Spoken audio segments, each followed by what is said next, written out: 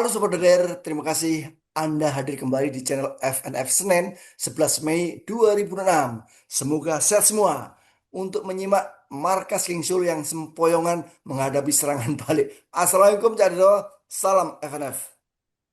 Waalaikumsalam warahmatullahi wabarakatuh. Selamat pagi Cak Jarod dan pemirsa di seluruh Nusantara. Apa kabar pagi ini Cak Jarod? Alhamdulillah sehat-sehat. Semoga saya ucapkan selamat kembali di Jakarta Cak Dodo. Iya, setelah kemarin libur panjang, ya biasa rutinitas menengok orang tua. Kewajiban anak kepada orang tua. Ini ada perkembangan terbaru. Adi Armando masih viral, trending gimana satu republik menghujat mencaci maki Adi Armando. Kenapa? Tetap berkilah bukan dia yang mengedit pidat ceramah JK di bulan Ramadan. Kalau bukan dia siapa? Hanya dua antara Grace Natali ataupun Abu Janda. Cuman kan dua orang ini mempublish beberapa hari setelah video Cokro TV mengupload tentang video JK serta komen dari Adi Armando. Jangan pernah meremehkan netizen.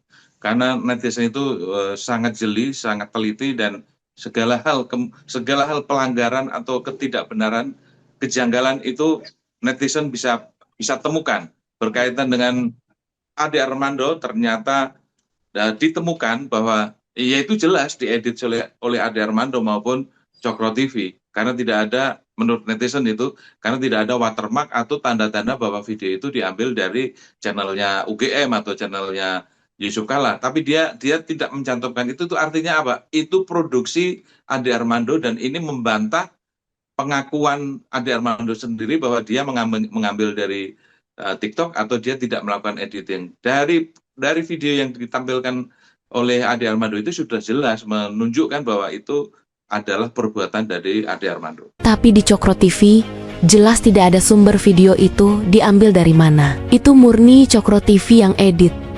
Karena kalau diambil dari postingan TikTok, Instagram, atau media sosial orang lain, pasti ada watermark nama akunnya yang diblok. Sobat Doder sudah menyimak kan Ya. bagaimana netizen begitu cermat dan jeli melakukan pendalaman bahwa Adi Armando adalah yang mengedit dan menayangkan ceramah JK. Ini menarik, Cak Ya. Dodo. Bagaimana para Hmm. termus sekarang mulai berani keluar atau digerakkan membackup tentang pernyataan Ade Armando bahwa itu video si JK murni tidak dipotong-potong. Begini Sobat Doder.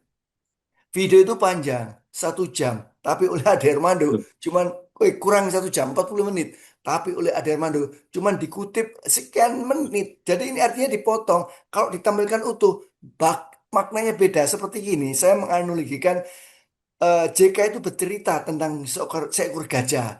Cuman Ade Armando cuman mencopot ketika JK menjelaskan tentang bagian ekornya. Oh, gajah itu ternyata berekor kecil. Ini buktinya gitu. Itu analogi yang paling tepat. Ya, inilah yang disebut sebagai provokasi. Dia menyediakan, dia memotong-motong video agar publik percaya terhadap video itu. Padahal video itu adalah penggalan yang seharusnya tidak bermakna seperti yang diharapkan oleh Ade Armando. Ade Armando ini berharap supaya masyarakat terprovokasi, terpancing, dan kemudian melakukan kemarahan atau keributan. Dan itu sudah jelas, jejaknya itu sudah jelas bahwa Ade Armando ada perencanaan untuk melakukan seperti itu. Jadi mau berkilah seperti apapun tidak mungkin karena seluruh Indonesia menyaksikan dan meneliti jejak-jejak digital yang dilakukan oleh Ade Armando. Jadi Ini tiga orang ini pub- memang punya ya, kemiripan, Cak. Bagaimana dia nyinyir terhadap umat Islam. Apalagi si Abu Janda, terus Chris Natali. Coba Cak, jelaskan jejak digital Ade Armando yang selama ini menyinyir terhadap umat Islam ya.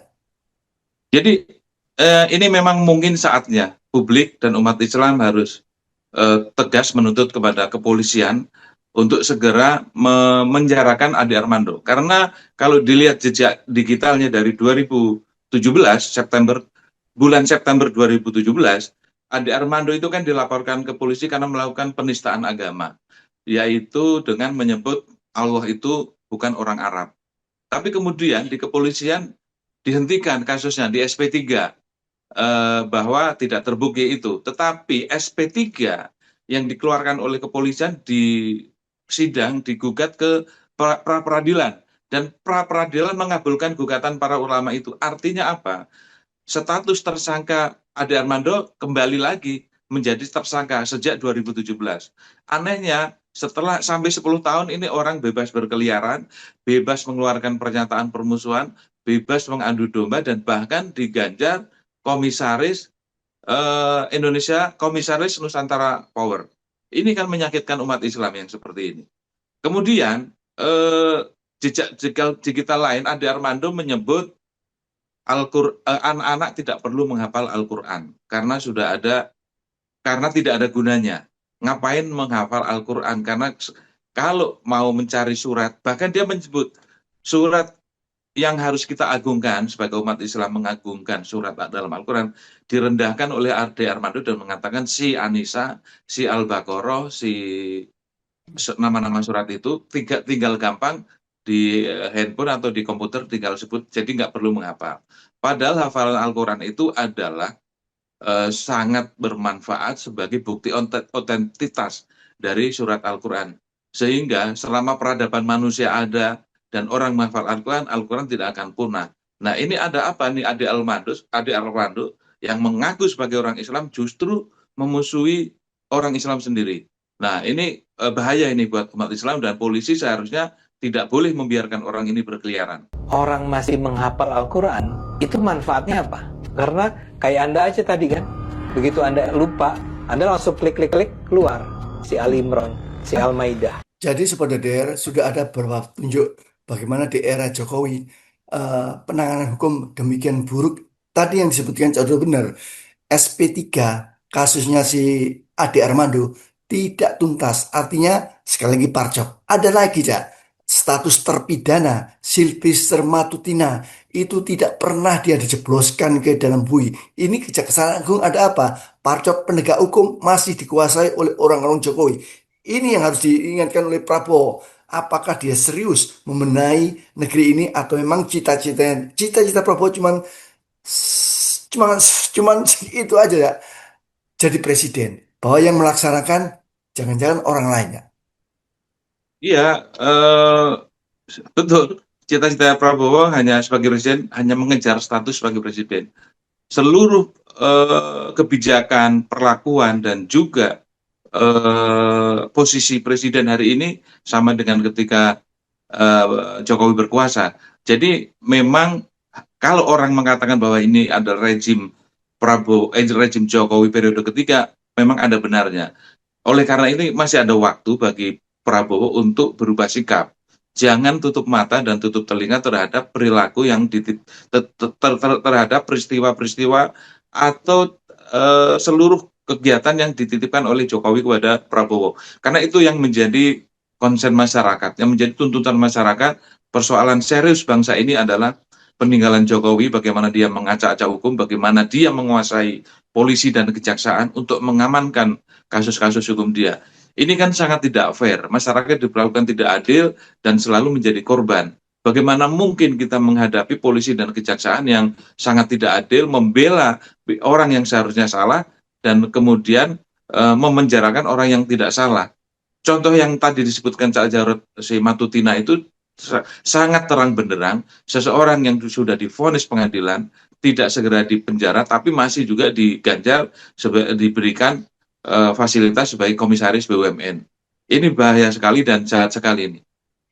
Saudara, kasusnya Sylvester Matutina ini dayar Jokowi mirip dengan yang dilakukan oleh si Ade Armando. Seperti nampak tilas, Sylvester juga mencaci, menghina atau menuduh, memfitnah seperti halnya si Ade Armando terhadap Yusuf Kala. Yusuf Kala tidak terima, melaporkan dan diganjar, divonis, sudah inkrah 1,5 tahun penjara. Tapi sampai sekarang hampir 7 tahun tak masih bebas berkeliaran. Kenapa? Karena dia masih memohon perlindungan. Kemana? Kalau nggak geng Solo, siapa lagi yang melindungi dia? Cak barangkali bisa closing statement untuk memberi pencerahan kepada Presiden Prabowo ya. Ya, Pak Prabowo ini ukurannya jelas. Kalau dia tetap berpihak pada geng Solo, ya, makanya ya ide, gagasan, dan juga cita-cita untuk memajulkan akan bergerak secara masif. Tetapi sekali lagi Pak Presiden masih ada waktu untuk bertaubat lah, bertaubat atas ketidakadilannya memperlakukan masyarakat Indonesia, atas perlakuannya terhadap mantan Presiden Jokowi. Ini yang dikehendaki masyarakat supaya Presiden terlepas dari pengaruh Jokowi, supaya Presiden bisa bekerja menjalankan amanah penderitaan rakyat. Satu lagi ada yang lupa nih, Cak Jarot, yang Apa Cak? ini harus segera dituntaskan, dan kalau tidak dituntaskan, saya kok meyakini ini umat Islam akan bergerak. Terakhir kan si Ade Armando bilang, menyebut nabi itu dengan kata si nabi. Dalam bahasa Indonesia itu partikel si itu artinya merendahkan, melecehkan, dan menganggap nyicir. Bayangkan Nabi Muhammad dan persepsinya adalah Nabi Muhammad dikatakan oleh Ade Armando sebagai si nabi. Ini sudah kurang ajar, dan saya setuju dengan netizen yang menguliti setiap pernyataan Ade Armando, setiap ucapan yang keluar dari mulutnya Armando untuk kemudian dipersoalkan. Karena ini orang membahayakan, dan kelihatan sekali kita boleh simpulkan bahwa si Armando ini adalah musuh dalam selimut. Seakan-akan dia Muslim, wujudnya Muslim, statusnya Muslim, tapi dalam perilakunya, perbuatan, tindakan, dan juga amalannya tidak menunjukkan seorang Muslim, bahkan mengobok-obok umat Muslim, mengobok-obok dari dalam. Saya menduga ini ada semacam skenario atau dia memiliki kekuatan lebih besar bagaimana cara menghancurkan Islam dari dalam. Maka beragamalah Islam. Meskipun itu mungkin hanya status, mungkin hanya KTP agamanya Islam. Mempelajari Islam tapi untuk menghancurkan Islam. Nah, ini umat Islam harusnya bisa sama-sama menyoal Ade Armando yang jelas sekali memusuhi Islam, dan jejak digital tidak bisa dihindari, tidak bisa ditutupi, dan itu sebagai bukti awal yang sudah cukup untuk menjerat Ade Armando dibawa ke pengadilan. Dan satu lagi yang umat Muslim tidak terima, Ade Armando sampai hari ini juga masih menjabat sebagai komisaris Nusantara Power, anak perusahaan BUMN PLN. Harus segera dituntaskan ini Pak Prabowo, Ade Armando. PSI sudah sangat bagus sekali. PSI sudah sangat bagus melakukan amputasi terhadap Ade Armando. Artinya PSI sebagai orang yang tahu secara lebih dalam, secara detail tentang Ade Armando, bahwa ini orang memang membahayakan. Dan PSI sudah memberikan sinyal kepada polisi, kejaksaan, maupun Presiden Prabowo, ini Ade Armando memang tidak bermanfaat lagi buat partai. Kira-kira seperti itu. Jadi ada 3 orang yang wajib ditangani secara serius oleh Parcok, polisi. Kenapa? Ini berbahaya. Ade Armando, Krisna Tali, maupun Abu Janda. Jadi adalah pertaruhan politik bagi rezim Prabowo. Apakah mampu menegakkan hukum terhadap 3 orang ini? Sobat Brother, tim Sekomah, Assalamualaikum, Cadol, salam FNF. Waalaikumsalam warahmatullahi wabarakatuh.